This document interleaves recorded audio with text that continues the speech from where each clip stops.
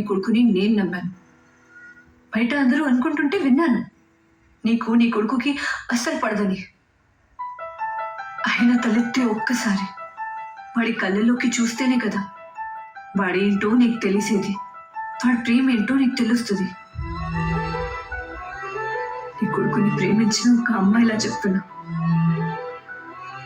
ఒక్కసారి వాడికన్నా తండ్రిలాగా ఆలోచిస్తే వాడి ప్రేమ ఏంటో మీకు తెలుస్తుంది. ఏంటమ్మా అందరూ పాస్ అవుతారా? నేను ఫెయిల్ అయితే ఆయన పాస్ అయినాడంట. నాకున్న చిన్న చిన్న ఇష్టాలని దూరం చేస్తున్నాడు అమ్మా.